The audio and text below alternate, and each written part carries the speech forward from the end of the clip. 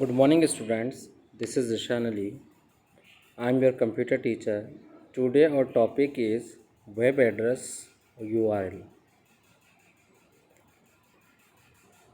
A location on net server is called a website. Each website has a unique address called URL, Uniform Resource Locator. The website of Microsoft has an address or URL called http://www.microsoft.com। आज हम web address या URL के बारे में explain करेंगे और इसके component के बारे में पढ़ेंगे कि एक्चुअल में वेब एड्रेस होता क्या है।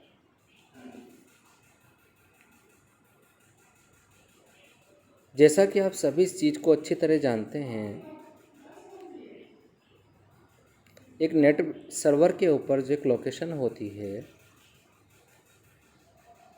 जिसे कि वेबसाइट कहते हैं, और वेबसाइट के बारे में आप ऑलरेडी पढ़ चुके हैं कि वेबसाइट जो है वो मल्टीपल वेब पेज को एक ग्रुप होता है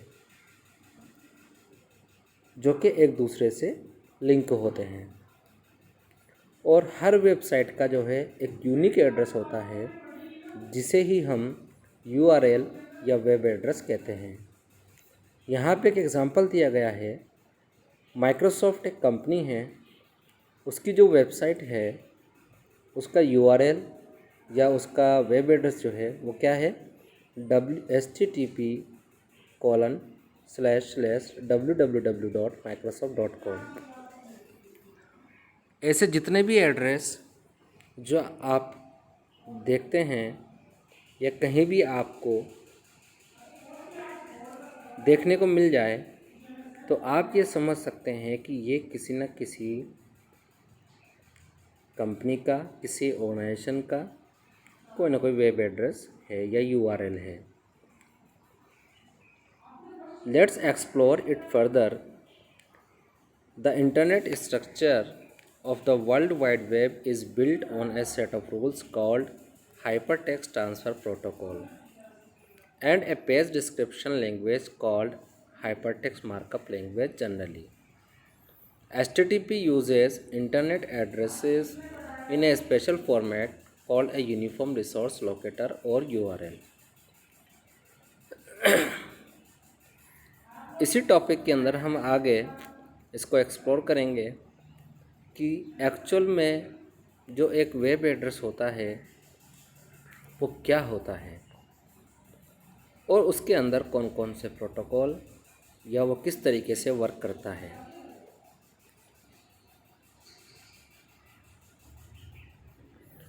कोई भी इंटरनेट स्ट्रक्चर होता है जो कि वर्ल्ड वाइड वेब के ऊपर बिल्ट होता है, जिसे हम सेट ऑफ रूल्स भी कह सकते हैं।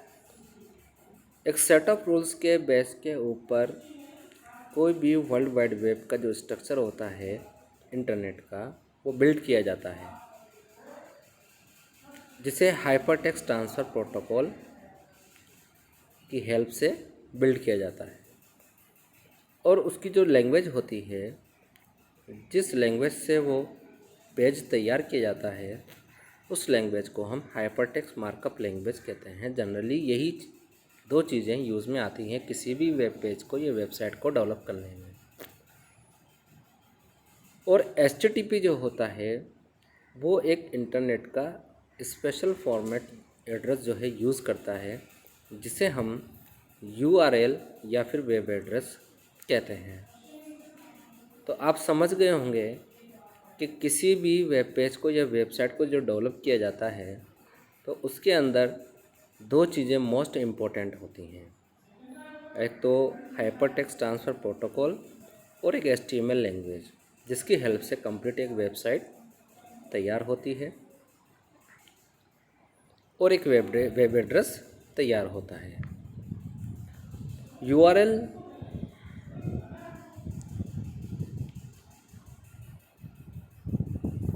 URL look like this.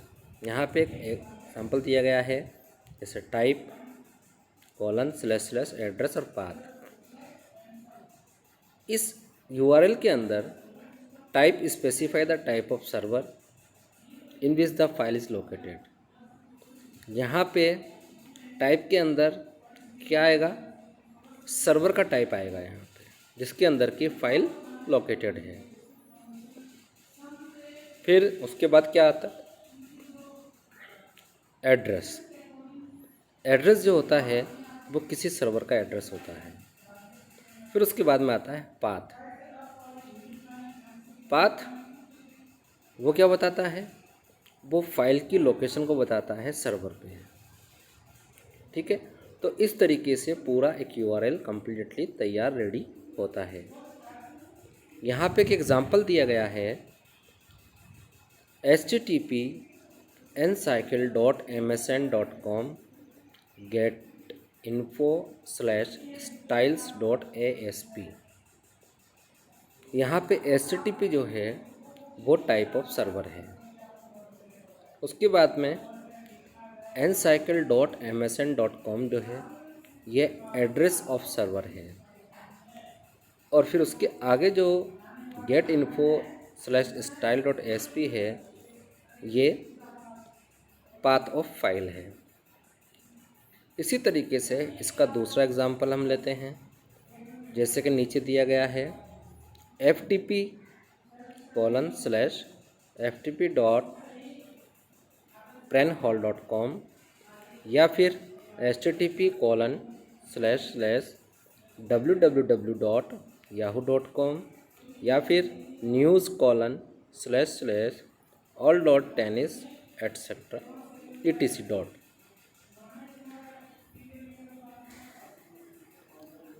एक यूआरएल जो होता है वही वेब एड्रेस होता है। इस चीज़ को हम अच्छी तरह जानते हैं। तो यहाँ हम इस चीज़ को देख चुके हैं और समझ चुके हैं कि कोई भी यूआरएल हो, कोई भी वेब एड्रेस हो, उसको आप 3 पार्ट में समझ सकते हो। सबसे पहला जो उसका पार्ट होगा वो टाइप ऑफ सर्वर होगा। उसके बाद में उसका सेकंड पार्ट होगा वो एड्रेस ऑफ सर्वर होगा। उसके बाद में जो उसका थर्ड पार्ट होगा वो पाथ ऑफ द फाइल होगा। नेक्स्ट हम देखते हैं एलिमेंट्स ऑफ ए यूआरएल।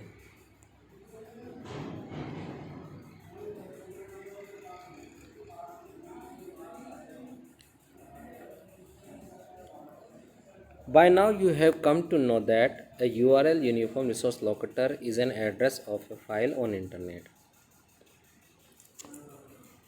इस चीज़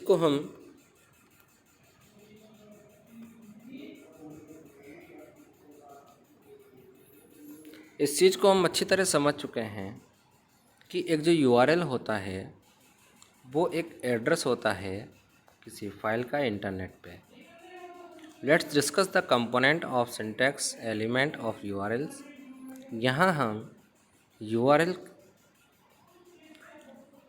के जो कंपोनेंट्स हैं और उनके सिंटैक्स जो हैं, एलिमेंट सिंटैक्स हैं, उनके बारे में हम थोड़ा सा डिस्कस कर लेते हैं। ए फाइल्स इंटरनेट एड्रेस और URL is determined by the following. Number 1 the type of server protocol. Number 2 the name or address of the server on the internet. Number 3 the location of file on the server। ये तीनों चीज़ें important हैं किसी भी URL के अंदर, जिसको देख करके हम इस चीज़ का आइडिया लगा सकते हैं, अंदाज़ा लगा सकते हैं किसी भी वेब एड्रेस को देख करके कि ये किस टाइप का सर्वर और प्रोटोकॉल है। फिर एड्रेस ऑफ सर्वर कौन सा है, फिर पाथ ऑफ फाइल कौन सा है। ये चीज़ें हम किसी भी वेब एड्रेस को देख करके इजीली अब समझ सकते हैं। Table 1.2 list the type of server you may encounter along with the protocol they use and types of information they provide. एक टेबल दी गई है, इसी में नीचे आप देख सकते हैं, जिसके अंदर टाइप ऑफ सर्वर, प्रोटोकॉल और इन्फॉर्मेशन दी गई है कि किस टाइप का प्रोटोकॉल होगा और उसके बारे में इन्फॉर्मेशन दी गई है कि उसका यूज़ क्या होगा या वो उसका वर्क क्या होता है। इन एनी टिपिकल URL http://www.खोज.com एक एग्ज़ाम्पल दिया गया है http://www.खोज.com। The HTTP identify both the protocol and the server. यहाँ पे HTTP जो है वो किस चीज़ को आइडेंटिफाई कर रहा है कि वो प्रोटोकॉल और सर्वर को आइडेंटिफाई कर रहा है कि कौन सा सर्वर है या कौन सा प्रोटोकॉल है।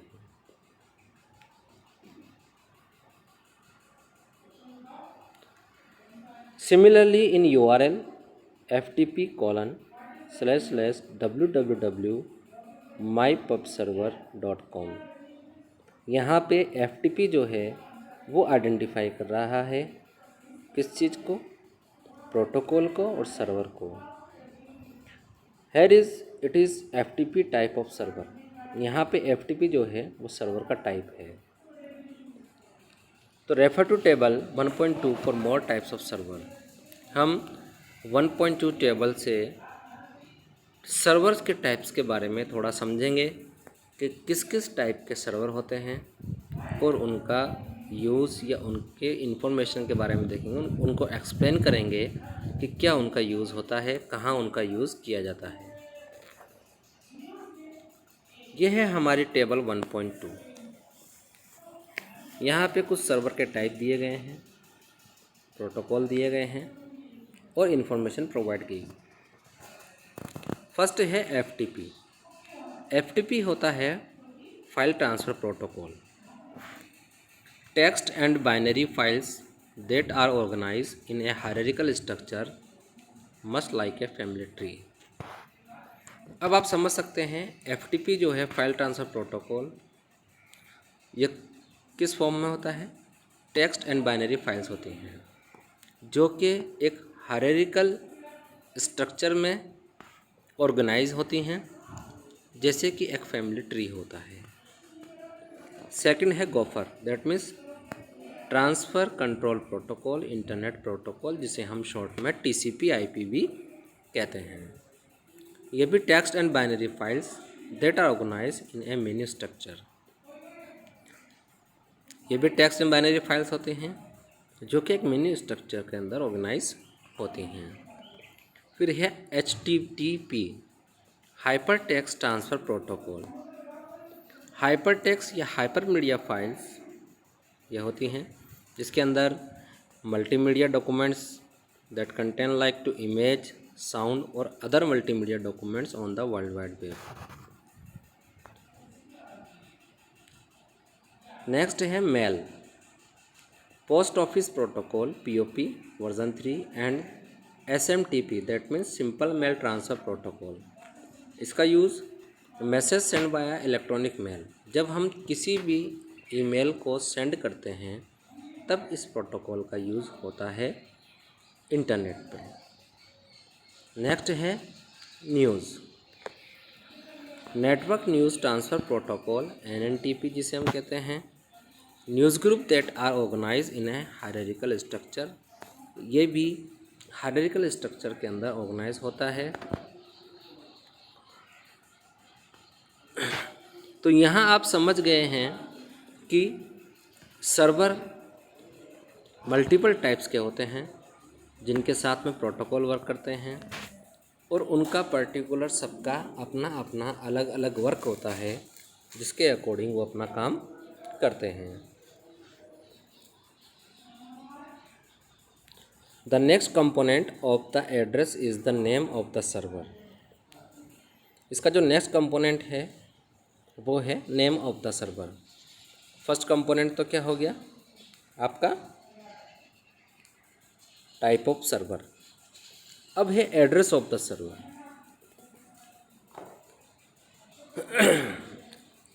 अब नेम ऑफ द सर्वर जो होता है, इस केस में अगर आप देखें कि www.खोज.com server names have multiple components commonly but not always. A web server name will begin www for World Wide Web and the .com suffix called a domain indicator indicates that Khoj is a commercial entity as opposed to a non-profit organization .org, a school or university .edu, a branch of the government .gov, etc. The naming scheme by which servers are identified is also known as the domain name system. Table 1.3 lists some most common domains. यहाँ पे हमें इस चीज़ को समझना है कि name of the server जो है वो किसी भी यूआरएल का एड्रेस का एक नेक्स्ट कंपोनेंट है, एक कंपोनेंट है। आपके सामने जो वेब एड्रेस दिया गया है या यूआरएल दिया गया है www.खोज.com, ठीक है। ये चीज़ हमेशा ध्यान रखनी है कि किसी भी वेब सर्वर का जो नेम होगा जब वो स्टार्ट होगा तो वो www से ही स्टार्ट होता है, जिसे हम वर्ल्ड वाइड वेब कहते हैं, ठीक है। और इसके अंदर लास्ट में आप देख रहे हैं कि .com लगा हुआ है। तो .com जो है वो एक डोमेन इंडिकेटर है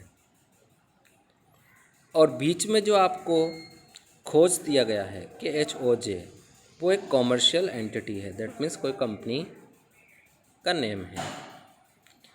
अगर आप किसी भी वेब एड्रेस के अंदर .com देखते हैं तो आपको ये समझ जाना है कि ये कोई कॉमर्शियल कंपनी का वेब एड्रेस है। अगर आप किसी भी नॉन प्रॉफिट ऑर्गेनाइजेशन का एड्रेस देख रहे हैं तो उसके लास्ट में .org आएगा। अगर आप किसी यूनिवर्सिटी या स्कूल की वेबसाइट देखते हैं तो उसके लास्ट में .edu डोमेन नेम आता है। और अगर आप किसी गवर्नमेंट की वेबसाइट देखते हैं तो वहाँ पे .gov आता है। तो ये कुछ पॉपुलर ऐसे डोमेन नेम हैं जिनको देख करके आप ये आइडिया लगा सकते हैं और ये बता सकते हैं कि इसमें डोमेन नेम कौन सा है किसी भी वेब एड्रेस में या यूआरएल में।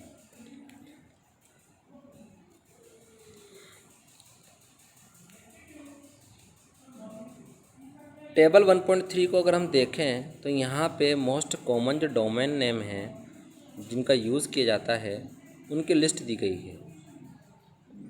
जैसे कॉम, ये डोमेन आईडी है, कॉमर्शियल पर्पस से यूज़ में आता है। कॉमर्शियल जो फर्म होती हैं वो इनका यूज़ करती हैं। सेकंड EDU, ये एजुकेशन के लिए है और इसको एजुकेशन फर्म यूज़ करती हैं। GOV, ये गवर्नमेंट के लिए हैं डोमेन नेम और ये गवर्नमेंट ऑर्गेनाइजेशन बॉडीज़ यूज़ करती हैं। MIL, मिलिट्री के लिए। इसी तरह नेट, नेटवर्क रिसोर्सेज और ISP और नेटवर्क्स के लिए यूज़ किया जाता है। ORG, मोस्टली ज़्यादातर यूजुअली ये नॉन प्रॉफिट ऑर्गेनाइजेशन जब किसी वेबसाइट को डेवलप करवाती हैं या कोई NGO किसी वेबसाइट को डेवलप कराती हैं तो वो ORG डोमेन नेम का यूज़ करती हैं।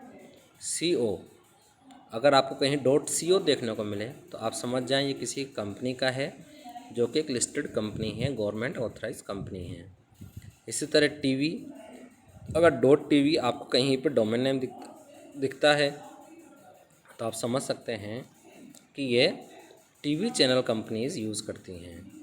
तो यहाँ इन डोमेन नेम को देख करके आप ये बता सकते हैं कि ये किस टाइप की ऑर्गेनाइजेशन है, किस टाइप की संस्था है, जो डोमेन नेम के अकॉर्डिंग हम आइडेंटिफाई कर सकते हैं। ओके, इसी तरीके से कुछ कंट्री भी हैं जो अपने डोमेन नेम यूज़ करती हैं। जैसे अगर आप कहीं देखें .au तो Australia, CA Canada, .dk Denmark, .fr France, .in India, .jp Japan, NZ New Zealand, UK United kingdom और US यूनाइटेड स्टेट्स। तो ये डोमेन नेम्स हैं जिनको देख करके हम ये आइडिया लगा सकते हैं कि ये किस टाइप की ऑर्गेनाइजेशन है या किस टाइप की संस्था है। In addition to it, a two-letter abbreviation indicating the country name may be used. Example, जैसे एक एग्जाम्पल दिया गया है, कंट्री का नेम भी यूज़ किया जाता है, जैसा कि मैंने आपको अभी बताया। एग्जाम्पल में हम देखते हैं http://www.microsoft.co.in। अब .in जो है, .co दैट मीन्स ये कंपनी है, कौन सी? माइक्रोसॉफ्ट। तो माइक्रोसॉफ्ट कंपनी है, लेकिन ये जो वेबसाइट है वो किस कंट्री के लिए है? .in दैट मीन्स इंडिया के लिए है। तो head the last in suggest that is based in India. Okay, similarly the URL http://www.clearnet.nz suggest that is based in New Zealand. तो ये कुछ डोमेन नेम्स हैं जिनको देख करके हम ये समझ सकते हैं कि ये वेबसाइट जो है, कोई सी भी वेबसाइट, किसी भी वेबसाइट का हम पता लगा सकते हैं कि वेबसाइट किस टाइप की है। कोई कॉमर्शियल वेबसाइट है, किसी कंपनी की वेबसाइट है, किसी ऑर्गेनाइजेशन की वेबसाइट है, गवर्नमेंट की वेबसाइट है, या किसी टीवी चैनल की वेबसाइट है। Okay okay students, thank you for today, have a nice day, bye.